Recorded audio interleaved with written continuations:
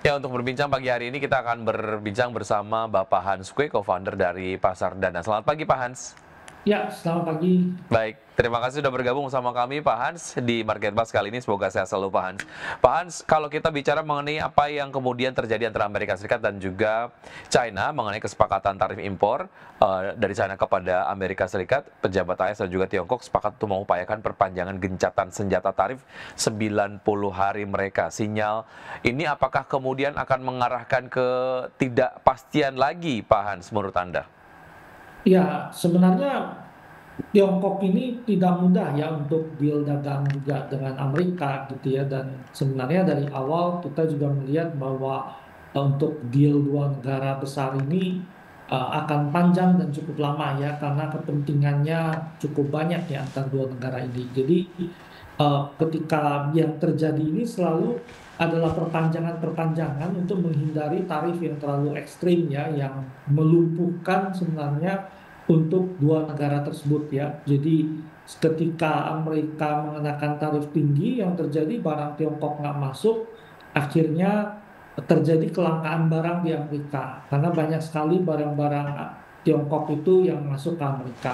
Kemudian di sisi lain Tiongkok itu selalu menghadapi kendala kalau barangnya nggak masuk ke Amerika adalah pelabuhannya penuh oleh barang-barang yang menumpuk karena nggak bisa dikirim.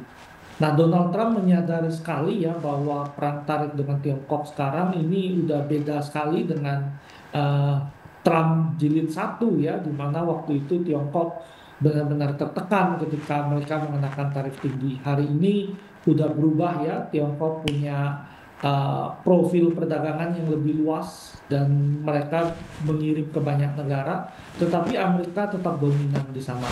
Nah, ada satu yang cukup penting bagi Tiongkok adalah Tiongkok punya mineral tanah jarang. Nah, mineral tanah jarang ini untuk militer aja ya, untuk militer dalam 90 hari kalau mineral tanah jarang Tiongkok tidak dikirim ke Amerika, itu bisa menumpukan 78 persenan ya, itu produksi senjata di Amerika. Kemudian belum lagi itu segera melumpuhkan industri teknologi dan beberapa industri kendaraan di Amerika ketika tidak ada mineral tanah jarang ini.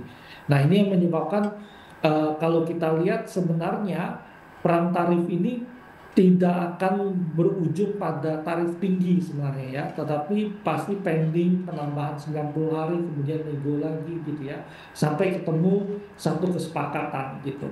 Nah, dunia udah berubah ya, jadi waktu 2 April memang semua orang takut lihat tarif tinggi. Tapi setelah dipending 90 hari, orang mulai berpikir, oh oke, Trump mau pending. Menjelang 9 Juli, orang agak sedikit khawatir. Kita lihat banyak fund global ya, itu mengurangi porsi di surat berharga beresiko ya, seperti ekuitas.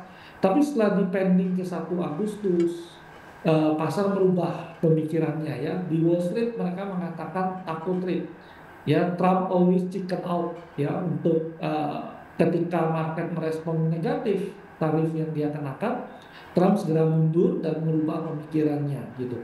Hmm. Kemudian kalau kita lihat lagi sebenarnya tarif ini bukan bertujuan mengenakan tarif, tetapi memaksa negara-negara itu untuk melakukan investasi di Amerika, membeli barang Amerika lebih banyak. Oke, artinya memang dari berbagai macam konsekuensi yang ditimbulkan dari kebijakan yang diambil oleh Trump sendiri, Trump aware begitu dan tentu saja ada penyesuaian dari kebijakan yang akan diambil berikutnya begitu ya kurang lebih Pak Hans. Oke, Ya. kalau kita bicara mengenai apa yang kemudian terjadi di market global dan juga domestik, sebetulnya terkait dengan ketidakpastian ini secara spesifik seperti apa untuk market Indonesia? Ya, sebenarnya kalau kita lihat market kita ini kemarin bergerak cukup positif ya pasca kesepakatan dagang yang tercapai Indonesia dengan Amerika, dan kita juga ditopang oleh banyak saham konglomerat yang bergerak naik cukup kencang ya, sehingga mengangkat indeks. Memang ini tidak, kenaikan indeks tidak terjadi pada semua saham tapi saham-saham tertentu, sehingga kalau kita lihat indeks kita bergerak cukup positif. Sebenarnya kalau kita lihat perdagangan internasional itu bukan salah satu penopang paling kuat bagi perekonomian Indonesia ya, tapi konsumsi dalam negeri itu yang lebih penting bagi Hmm. ekonomi Indonesia.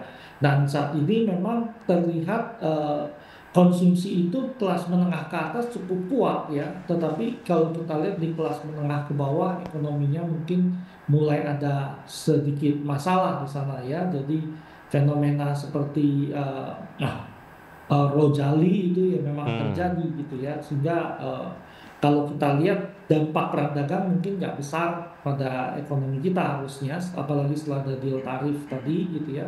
Tetapi yang kita hadapi adalah masalah daya beli di dalam negeri dan potensi perlambatan pertumbuhan ekonomi global ya pasca tarif dan banyak ketidakpastian yang terjadi. baik, oke, semakin baik. Pak Hans, kita akan lanjutkan usai jeda berikut ini dan pemirsa tetap bersama kami akan segera kembali.